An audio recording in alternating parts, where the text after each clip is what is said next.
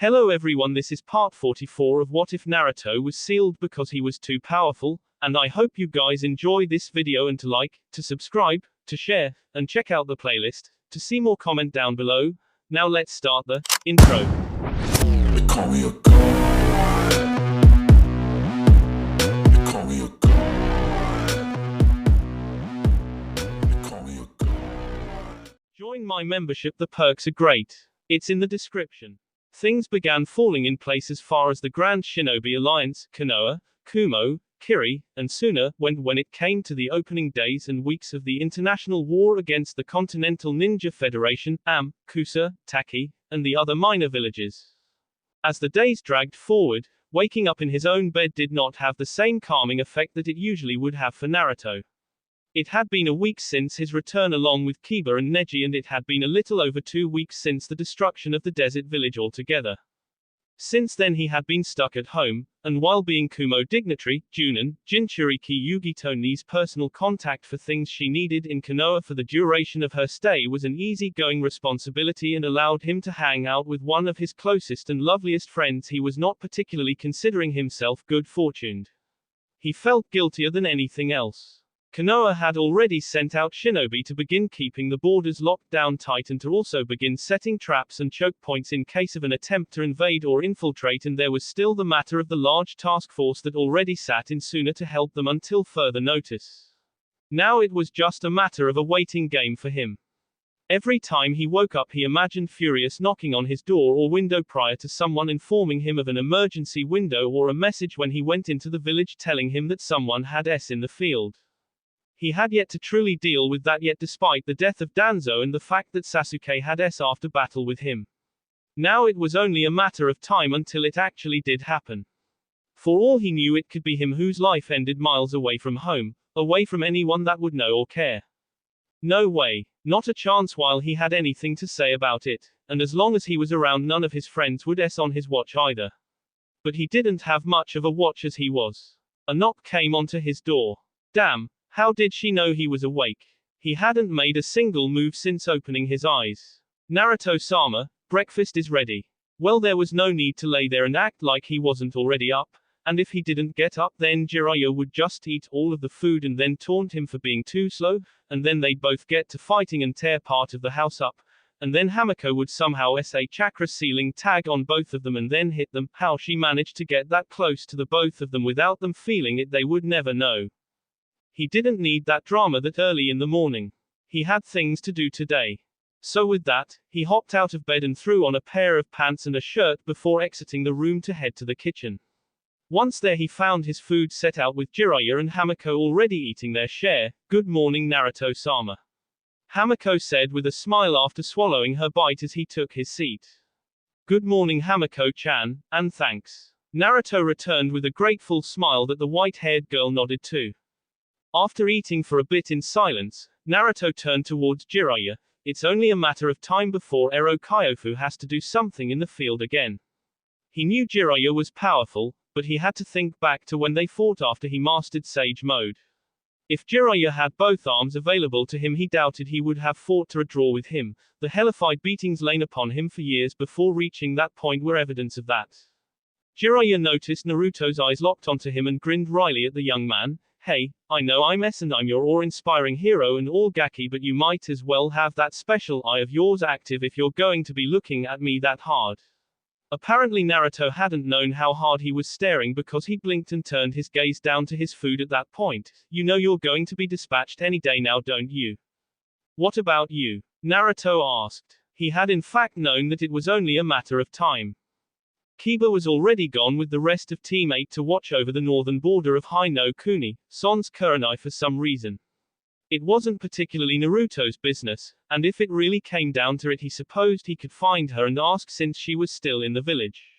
As a matter of fact he hadn't seen her in a while, but that was neither here nor there. There's no way Tsunade is sending you out like you are, or is she? Jiraiya frowned and lifted his single remaining arm as a method of showing, even with one arm I'm still enough to whip you, kid. You know that. And I'm going out by my own choice. Tsunade actually tried to coerce him into staying and Jiraiya said he would under one condition. The condition wound up with him getting kicked halfway across the village. But that was by design. Even if Tsunade told him to stay in reserve, he still wouldn't have. He wasn't some damn genin that needed to be protected, and there really wasn't anyone in the entire village that could honestly force Jiraiya to do anything he didn't want to. But he was not going to deliberately piss off his Tsunade Haim in such a blatant manner. He would stay, he'd stay until it was prudent that he leave to reinforce somewhere. There wasn't a need to let Naruto know that though. The kid worked better when he didn't think he had a safety net in waiting. What about Hamako-chan? Are you really going to leave her here alone? I'm depending on you, Ero Kyofu. Naruto said in an effort to justify Jiraiya staying. A very weak attempt at justification in his opinion. It must have been because he had just woken up that he came up with such a lame reason. And Hamako herself didn't seem to care one way or the other. I will be fine by myself. Really, I have many important things to do around the village anyway, so I won't be too terribly bored or lonely at all. There you go, Jiraiya said with an air of victory about him after getting Naruto's flimsy excuse shot right down out of the sky, and that settles that. You should worry more about yourself at the moment, Naruto-sama. Hamako said, sitting her elbows on the table and resting her chin on her hands. You've never fought a war before, have you? She herself had lived in wartime conditions in the past, but she wasn't a shinobi, so she wasn't able to give him any actual advice. Not like Jiraiya could. You should enjoy the time you have, because once it begins in earnest you won't know when you'll get to rest again. It was a good point she made though. Despite the fact that he was no stranger to conflicts of all kind, he had never engaged in open warfare before. It was something that had been avoided for the entirety of his generation. As he thought about that, he wondered just how Root was preparing for the coming days. Maybe I should check in with Sai or Maki when I get the chance again. I know they'll have everything in order. Sai knows how to handle things. Since Sai had been groomed for just this moment to take over the day-to-day running of Root, there probably wasn't that Naruto could do that Sai wouldn't be able to do more efficiently. Naruto's attention was returned to Jiraiya when a piece of food was flicked at him and bounced off of his forehead, eliciting a growl from Naruto as he prepared to wing his entire plate at Jiraiya's head in retaliation. That was until he saw the look of seriousness of Jiraiya's face. I do have a little sliver of advice for you that I don't think I have to tell you. When you do find yourself in a fight, make sure you end it as fast as you possibly can. It might be redundant to say to someone like you, but if there's no need to waste chakra, don't do it. These battles can go long. I'm not sure just what'll change from the last time though. It went without saying that Jiraiya didn't have to tell him not to prolong his fights, but that gave way to another question from Naruto. How will Am fight? He asked before he began to quickly eat again. A lot of genjutsu, a lot of ambushes, especially around minuscule bee of water. Jiraiya said, digging through his own memories from the Second Shinobi World War to come up with a good answer. Don't ever take a river crossing, a stream, hell, don't even take crossing a fresh puddle after a rain for granted. They can wait there for days without having to move, and they all know that damn technique that lets them blend into water. As a matter of fact, if you see a dog's dish filled with water in any village you come across, I want you to kick the S out of it just in case. A joke to end with, or was it? He couldn't even tell anymore. It's not just a megacure that there is to worry about. Hamako said with a slightly worried expression on her face. Konoha's forces will be spread thin as it is, and we don't even know all of the villages that are prepared to fight this war against us. Jiraiya chewed his food angrily before responding to that. It's even more now. There are 5 more villages that my network dredged up as mobilizing for war while you were away in Suna. They aren't located anywhere near Konoha or Hai no Kuni in general though, so that would be a silver lining around this particular cloud. So it was 4, or 3 if one were to count out Sunagakure, against dozens. It was like a bunch of hyenas fighting against a lion. Of course the lions were better equipped for combat and would tear through the hyenas when going one-on-one or even two-on-one, but eventually with a numbers advantage the way it was the hyenas had an advantage that could not be overlooked. Dangerous enough to do damage on their own, however unable to finish the lion, but with enough numbers they could overcome the superpower. Naruto looked down at his plate to find that he had absently finished his food while thinking things through as best he could. He didn't know why he was thinking about his potential orders and whatnot. He wasn't going to be a general when he fought, even if he was going to be leading missions, so he didn't have much of a place trying to rationalize orders or even try coming up with them. His job was to take whatever mission he was given and finish it. That was it. Shouldn't you get going by now? He had been staring down at his empty plate for long enough to make it weird for the others sitting there.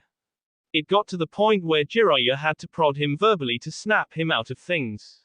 How long had he been sitting there? All he had in the manner of response was a nod as he got up from his place at the table and started walking back towards his room to get ready for the day.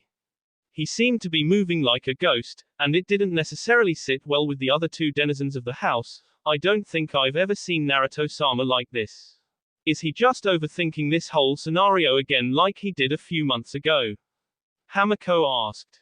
Jiraiya shook his head. This whole thing wasn't anything like when he was stressing out over how to fight the Akatsuki members. War was a whole different animal, and if nothing else it was clear that Naruto seemed to be aware of that. No, he's fine. It's normal to feel that way when things are calm and he's expecting insanity. It's like the calm before the storm. He's just walking around in a dull fog. He'll snap out of it once he actually fights again or gets a mission. Everyone does. That doesn't sound like such a good thing, to be honest. XXX. Later that day, Tayuya had been dispatched to one of the mounting fronts in the northwest, as had Neji and the rest of Team Guy. All of Team 8 was out. Sakura was still in Suna as a part of the relief team. Kakashi had been sent to the obvious hotspot of the western borders of Hi-no-Kuni, where the bulk of the fighting was expected to take place, either to the border of Kusa or Am. Team 10 was in the village because of Shikamaru's mounting responsibilities to wait on base intelligence. He was to later be dispatched with Ino and Chuji to one of the established fronts once things had been set as to how the war was going to go. So why the hell was he still sitting in the Junin standby station for hours on end waiting for some kind of order? He didn't want to be that guy that wound up sitting back doing nothing except for specialty missions. He didn't want to say he was necessarily but he was getting stir-crazy knowing that his friends could all be fighting at that very moment. It just didn't sit well with him. A tap came on his shoulder from his spot on a couch and Naruto turned to find Sai smiling at him. Sai. He looked around the room, only seeing two other Junin in the room before returning his attention to his partner. What are you doing here? I'm technically an Anbu-ranked shinobi, Naruto-senpai. Sai said informatively. I can go anywhere I want to. He motioned for Naruto to get up and leave the building with him, which they both did, getting a distance away before he then reached somewhere and grabbed a scroll, handing it to Naruto. Your first war assignment. Handed to me by Hokage-sama directly. Naruto raised an eyebrow and received the parcel from Sai, slightly confused. Why didn't she just call me in to give it to me herself? He opened the scroll and looked at it before quickly shutting it with wide eyes and looking at Sai again, alarmed at what he had just read. Are you telling me she knows about? Sai nodded. I felt it was a prudent first step to inform Hokage-sama of the subsistence of our group. She will have an eye on me to make sure our actions are for the benefit of Konoha, but other than that it is business as usual. There's more if you were to just look at it. AS look came over Naruto's face at Sai's urging to keep reading. Just reading that Tsunade knew of his continued relationship with Root wasn't exactly a marching order, and he had just been alarmed by the first portion of the scroll. He muttered before doing as Sai suggested. Okay, it looks like I leave tomorrow too, the border with Kusa. No team, and I'm supposed to meet up with the shinobi in charge there for my actual mission. A frown came over his face. No team. Huh, I usually don't run solo. Do you want reinforcements? Sai asked as they continued through the generally deserted streets. There are always one or two operatives that can be spared if you would like. No, it's fine. Naruto assured Sai casually. Keep them for when they need to be sent out. Don't bother wasting manpower on me just to get to the border. There was a very small chance of him being attacked this deeply within the country, and Root were not meant to be bodyguards. That was misappropriation of force. It seemed to be more of an offer for personal reasons other than logical professional reasons. Sai, are you worried I'm going to get K or something? Not me, it's more for Maki-san than anything else. You know that I don't have any feelings like that. Sai's response got Naruto to roll his eyes. He could only keep on using that tired old excuse for so long. He couldn't keep using Maki as a scapegoat even if it was true. I do see us as friends though, and it would be unlucky if you did S in the field. Wow, what a friendly thing to say. Unlucky for who exactly, and why? Unlucky for himself obviously, since he would be S, but other than that. How would it have been for Maki-chan? Naruto decided to ask next as they seemed to be making their way back towards Naruto's home. He hadn't even noticed that Sai had been directing him that way. I haven't even seen her in a while. What's going on with her? Is she doing okay? Now that question from Naruto actually elicited a minute laugh from Sai. I believe it isn't my place to say. Ever since stumbling upon Danzo's microfilm detailing his plan for all three of them, Maki had been acting strange whenever Naruto was brought up. He'd even suggested going to see him at his home since there was nothing keeping her from doing it, but she was skittish over doing so. And Naruto didn't even know why. She's fine though. You might see her sooner than later. Naruto nodded. Good. I need to prepare to leave for my mission and tell Yugi-chan I'm going to be gone for a while, but when I come back, definitely. In the back of his head, he was chomping at the bit to get out and into the action, and he was confident of his chances after the extreme amounts of training he and Jiraiya had been doing since his last big fight. It won't take long for me to get back. Count on it. And if there is ever a time when you need help, remember that we're still there, Naruto-senpai. Hopefully it won't come to that too often. XXX. Omegakure no Sato, Pain's Tower. A rare time of rain not pouring down in the village, and there wasn't even any time to enjoy the happening.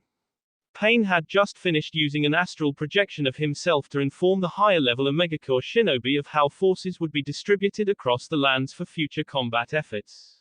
This was the chance of Am to get a semblance of payback from villages like Konoha with no chance of later reprisal somewhere down the line. All he needed were the last 4 Jinchuriki.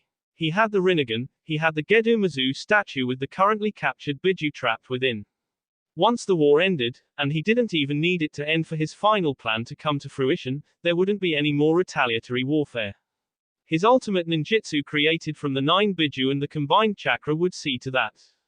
The Deva Path and Conan stood in front of a light projection of a map of the elemental nations to survey the scene. Sooner is of no consequence to us. The smaller opportunistic villages will use this as their chance to finish them off for good, to take control of the region. Our focus will be mainly on Konoha, and we have several villages not including Kusagakure in the same frame of mind. Perhaps a joint operation of some sort. Conan ventured as to how Am would go about dealing with that. It was something to think about if nothing else. As much as she didn't want to contribute to this entire situation, it was still her village and Conan was still going to go to bat for her people when it came to it. What about when Kirigakure begins landing ninja to take part in the battle? They will assist Kumo first due to proximity. I have a feeling that will come with issues of its own. Conan nodded in somewhat agreement. Kirigakure had been isolated for decades and had not fought in any of the previous great wars since its inception. It mostly had to deal with its own domestic incidents from island to island even before the civil war that had befallen them in the past. Then there was the fact that they would be vulnerable during their landing period. That was a completely different major problem altogether. Our village is the most secure in the elemental nations, Pain said confidently. The fact that the village was surrounded by a massive lake on all sides and had skyscrapers to get a good view of anyone trying to cross would have been daunting enough. But Pain's Rain had the ability to find any intruders once he found their chakra signature, and your trump card jutsu is set as well, correct? Yes. In case it is needed, my most powerful technique is prepared. Confirmed Conan. It was something she was rather proud of and would have prevented the village from being invaded by a massive force. Her own way to protect the village she pledged herself to bring peace to, although now it would probably be used for full-fledged war. How ironic. The Deva Path of Pain simply accepted what Conan had told him, knowing that as his most trusted and closest confidant she was perhaps the only person he could know without a doubt was on the ball. Until a moment arises, we will keep annexing territory around Am to shore up our defensive borders. Traps and team ambushes should be the bulk of our combat until an opening is found. Kusa will be more aggressive with their approach. They were among the most self-assured that they could compete against the larger villages and had a body of work over the last 20 years to stack up to that thought. Let them, Pain said with finality as he walked towards the balcony to look out on his village. Perhaps they will be the ones to bring about the opening we are looking for. It was sunny outside for once, if only for a moment or so. XXX. 2 days later, northwest border of Hino Kuni. This was the nicest base camp that Naruto could have ever figured he'd see. It looked like a whole miniature village on its own. A little bustling town thrown up at the border with wooden homes that looked like they belonged there. The only thing that would have let him know that it was the base of operations was that the guards had Konoha Hatei 8 on their foreheads and Konoha flak jackets on. It reminded Naruto that he had yet to put his on. Maybe later if he felt the need for it. His curiosity of where the hell all of the buildings came from gave Waiter a bit of joy when he spotted a familiar face stationed at the desk of the armory, issuing basic weapons to those that did not have their full supply. Tayuya-chan. The redhead's bored brown eyes panned in the direction of Naruto's voice, thinking that she finally found something to do in the form of her verbally tearing into one of the meatheads running around the base for using her name with such a suffix. She didn't know them. But she did indeed know the person that she saw walking over to her desk, Uzumaki. Well, what do you know? I thought they were going to keep you on lockdown in the village until the S hit the fan. You're stationed here too, she said with a toothy grin. For now until my mission is done. Naruto said with a shrug as he made it over to the desk and leaned against it. When I'm done with whatever mission I have here, I have to stay here as if I were a part of the division until I get assigned something else. That was how quite a few ninja would be operating. Not many in the grand scheme, but Naruto's situation wasn't that different from others, so it wasn't outlandish.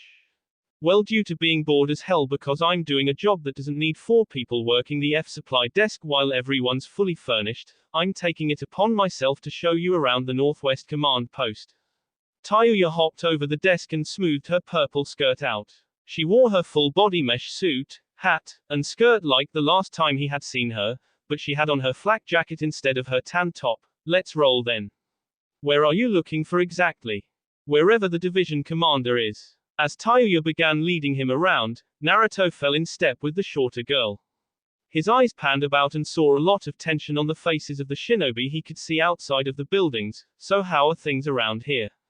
Anything gone wrong yet? Tayuya shook her head with a frown adorning it. It's one of those glass half full, half empty things. There's a river not too much further west of here. That's basically no man's land. Nothing much ever happens as far as attacks go over here, but if you set one foot in view of the other side then you're F. That's where the forest that were used to ends and where the weird forests begin. Weird forests. Yep. Tayuya said, intentionally popping her lips for added effect. Weird as hell. Different from anything you see in Hai no Kuni, ever. Forests made completely of bamboo and mushrooms, like that.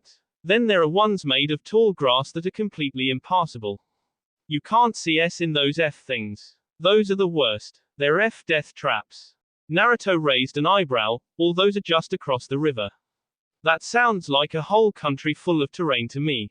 That point being given, Tayuya stopped walking and blushed as she rubbed the back of her end sheepishly. Oh, well it is. I kind of know the rest of them because Oto had a base in this country back in the day. The only one that's right across the ravine and the river is one made of bamboo. You can see it as clear as day if you go to the cliffside of the ravine. I wouldn't get that close though. So we can't even get a force across the river. I think we can. Tayuya continued as they kept walking through the base camp, but it is just not worth it. They have sensors, awesome sensors. Anytime we tried to get an expedition force across they were repelled with big losses before they could even get up the other side of the ravine, no matter how we tried to cover them. Anything that gets across would be totally ineffective and wiped out altogether. We just stopped trying and are holding the line here for now. Stalemate style. Everyone's pissed. There was a good reason for being pissed. Kusa wasn't trying to fight them directly, they just had the border covered well. So there would be no direct approach, but the border was mostly comprised of the ravine and river that see through it. It was deep all the way through and there were only 2 good bridges that had ever been constructed to cross. One of them had been destroyed during the last war. Eventually Tayuya led him to one of the smallest buildings around and began to lead him up to the guards at the door. Here's the place that you want. The commander's inside. Come on. The guards let Tayuya past and Naruto as well without any hassle. There was only one room in the small place and at a desk was the man that Naruto perceived to be the commander, Tenzo. Naruto said questioningly as he and Tayuya walked up to the desk. I told you to call me Yamato from now on, Naruto. The wood-manipulating shinobi said as he looked up from the multiple maps on his desk. So you finally made it out here, I see. Welcome to hell. Both Naruto and Tayuya pulled up a chair to Yamato's desk and took a seat. You called for me to come out here? Naruto asked, getting a firm nod from Yamato. So that means that you think you needed me. What's up? Yamato beckoned both Naruto and Tayuya forward to get a better look at the map on the table that had his main attention before they had come in, the river and the ravine. We can't cross that thing. No one can. We've tried in multiple places and we just can't. I can't even construct a bridge across. Anytime I try they bombard the hell of our side once they find us. Tayuya felt it prudent to point out one particular time for illustration purposes. You did get close that one time. Remember when you set up that little one that let us try to get a few across to hold the area until you had time to make a bigger bridge? I'd rather not remember that incident. Yamato said with a grimace before explaining to Naruto, they blew up my smaller bridge and trapped the force on the other side of the ravine. It was like a school of piranha, 25 men that night. He narrowed his eyes angrily before sighing and rubbing his temple, and they have control of the only constructed bridge that would readily be available for use. Tenchi Bridge. He then pointed that spot out on the map, and at the other end of that bridge they have a fortress close enough to retaliate against any crossing attempts. Tayuya smirked at that point though, they can't blow it up to see us off though. We won't let the F get a demolition team near it and we just keep fighting over it. No one has any claim over it at the moment. Yamato stroked his chin and pointed at a different border a little further north. They'll probably look to head through the land held by Takagakure to try and flank us and rush us from the north. It's pretty obvious, but they have a chance at getting us and dealing some damage. And then their force over the bridge could attack us from there and we'd have double trouble to deal with. Naruto looked between the map and Yamato and scratched his cheek. Now what do you want from me? Placing his finger on the point where the camp was, Yamato dragged his finger to the northern border held by Takagakure. I want you to get into Kuse's land holdings through the three-way border shared by us, them, and Takagakure. From there I want you to move back southwest towards the bridge and the fortress. Take it down and we can cross the bridge to get a foothold into the ground. Walk back behind enemy lines and take down the fortress by himself. Tayuya said with a dry look on her face, is that all you want from him or do you want him to march straight to Kusa and make the higher-ups surrender as well? How about a souvenir? She then blinked and remembered who she was talking to, sir. Yamato blocked a quirk of his lips that would have made an amused smile and instead glowered at Tayuya with a creepy expression on his face. Is that a touch of insubordination I hear from you, Tayuya? He felt a touch of satisfaction when he saw both Tayuya and Naruto both stiffen in alarm. Tayuya shook her head rapidly and readjusted her disheveled hat back onto her head properly. Good. And Naruto can handle it. Trust me, I've seen him walk into total rat's nests and get out. He has an entire border to work with now. The entire final reason that he was promoted earlier in the year to Junin came due to the long-term mission he had been dispatched on to assist in the location and eradication of as many Otogakure bases as possible. This was just like that, only there would be way tighter security around the fortress. If he screwed it up he was going to have one hell of a time getting himself out. I can do it, Naruto said with conviction. Let me go for it. I'll get in, blow it up, and get out. That'll get rid of the fortifications around the Tenchi Bridge keeping us from getting across it, right? Tayuya gave Naruto an incredulous look that he seemed to be okay with such a mission. Are you out of your gourd? It would take you 4 days to get up and around traveling at normal speed, and now you have to be careful of getting caught up in patrols and not to mention the F3-way border to boot. You need a whole goddamn squad just to have a fighting chance at getting to the other side. Are you volunteering? That got Tayuya to blink suddenly for the second time in the conversation, this time in confusion. Huh. Unlike the first time, this time Yamato's amusement couldn't really be hidden as he managed to crack a small smile. You heard me. Are you volunteering to assist Naruto on this mission? Well, not really. Tayuya responded, not knowing exactly how to respond to that. She turned towards Naruto in a demure manner that was unlike her usual guise. Do you actually want the help, Uzumaki? Naruto looked at Tayuya and thought on it. He hadn't planned on getting help and she didn't sound 100% convinced that the mission was worth taking with such a small group, namely him. Before he could finish thinking on it, the voice in his head chimed in, she's scared. The QB seemed to sound amused at the fact. Isn't this the same girl that stormed into Konoha and left with the Uchiha, only having her other 3 teammates to help him? But that was after the invasion when Konoha was relatively weakened. Sasuke came with them willingly, and it wasn't a wartime state around the countryside. This was nothing like that, and even then she had experience with terrible things befalling her when the mission went to hell. She was the only one that survived at sea. He wasn't going to take her since he wasn't even sure how things would go. No, he was enough to accomplish the objective. Just because he felt comfortable playing with his own life didn't mean he felt alright with doing it using his friends' lives.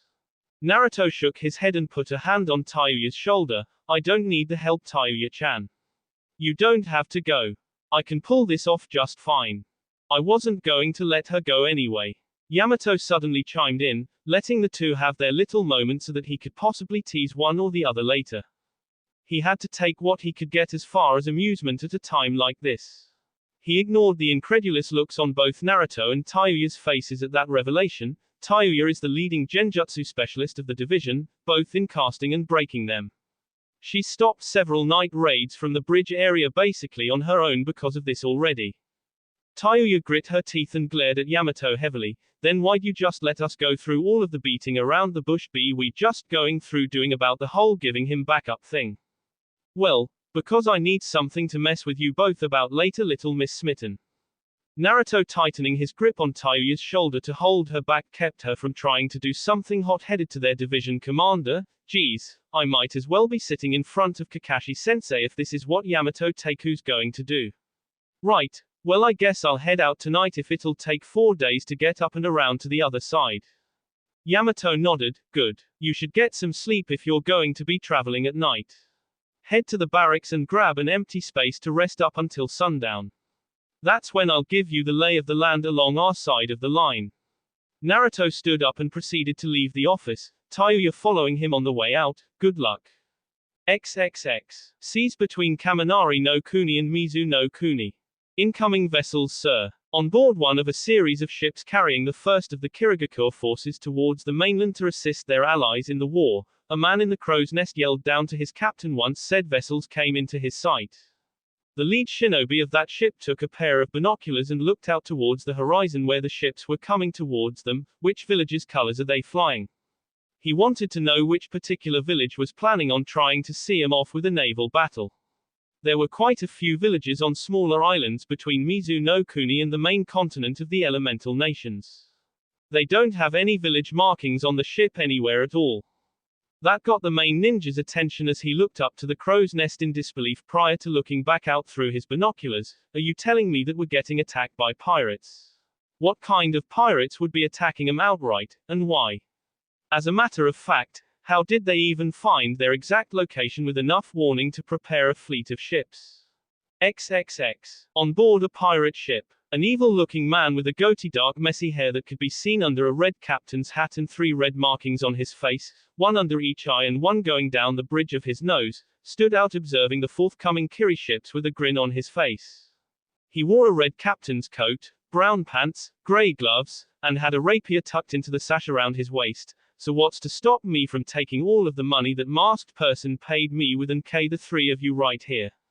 Sugetsu sat on the deck of the ship leaning against a crate while Karen sat on the very same crate and Juugo stood off to the side. The fact that we'll just KO you instead if you try it and destroy all of your ships except one, or do I need to give you more of a demonstration like we did on Battleship Island?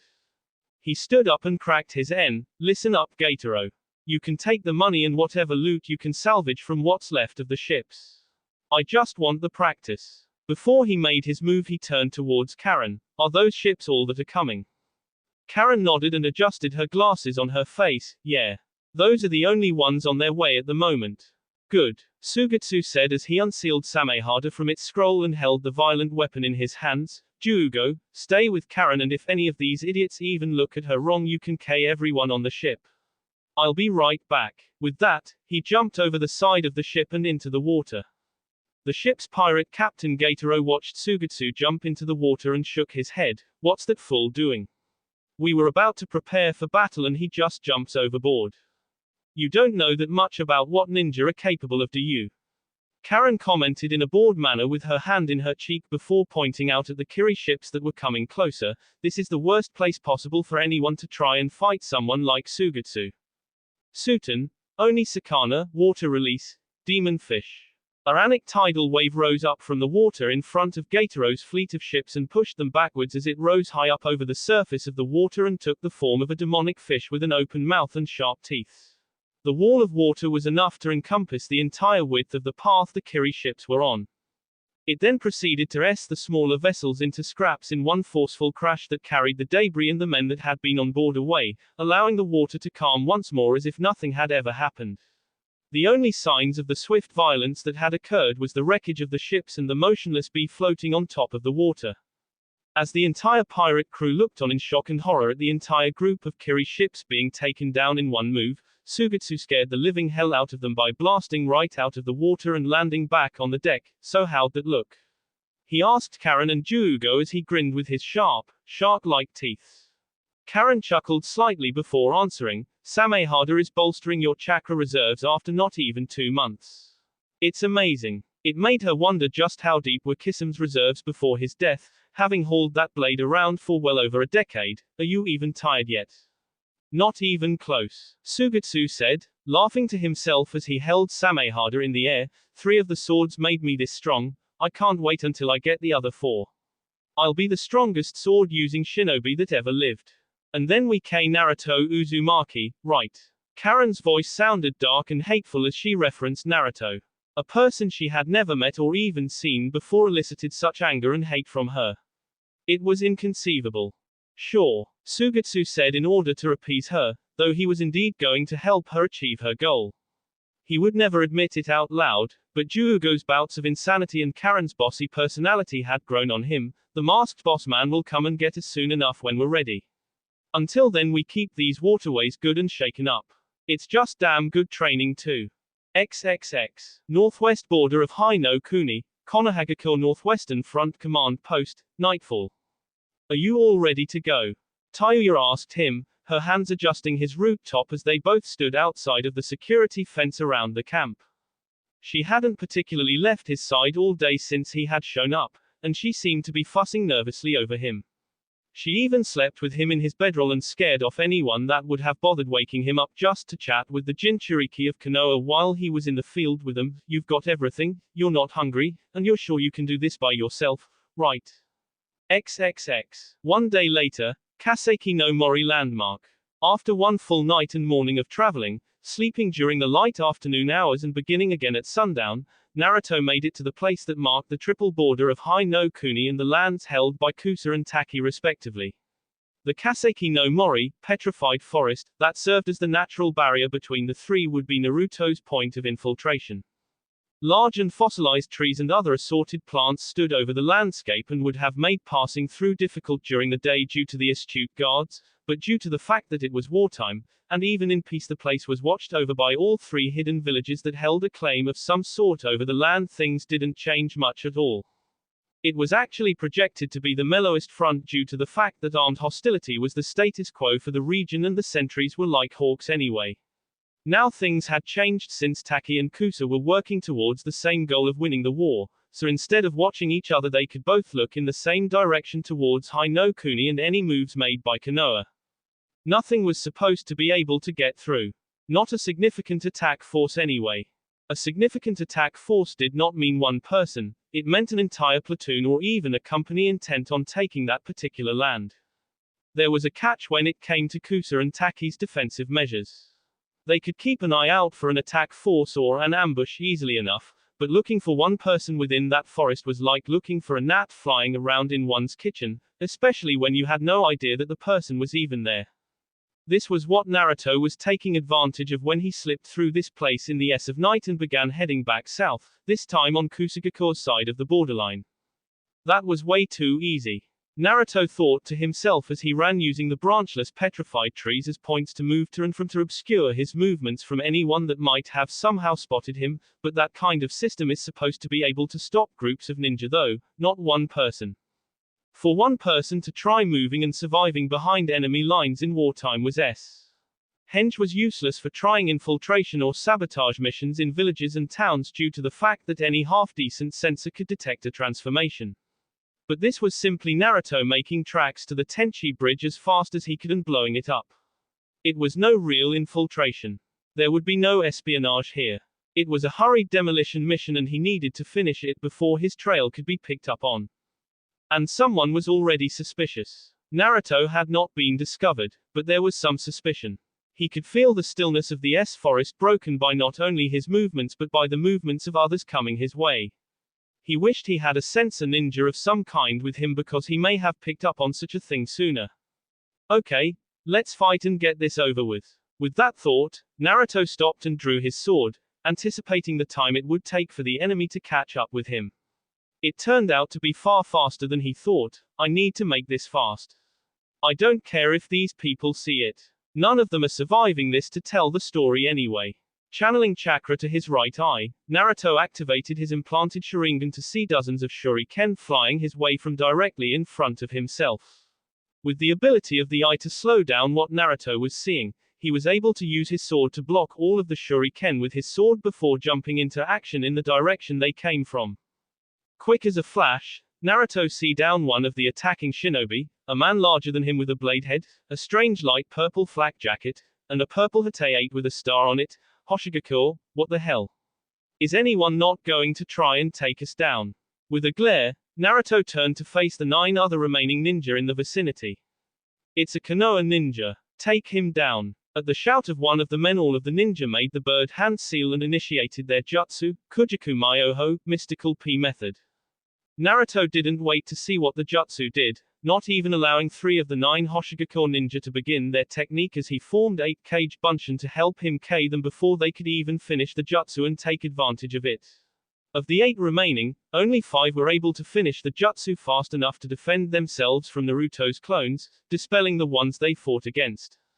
All 5 remaining Hoshi adversaries had purple chakra emitting from their body, with the appearance of pea feathers billowing from behind them. He can't take us all down, we're all Junin here.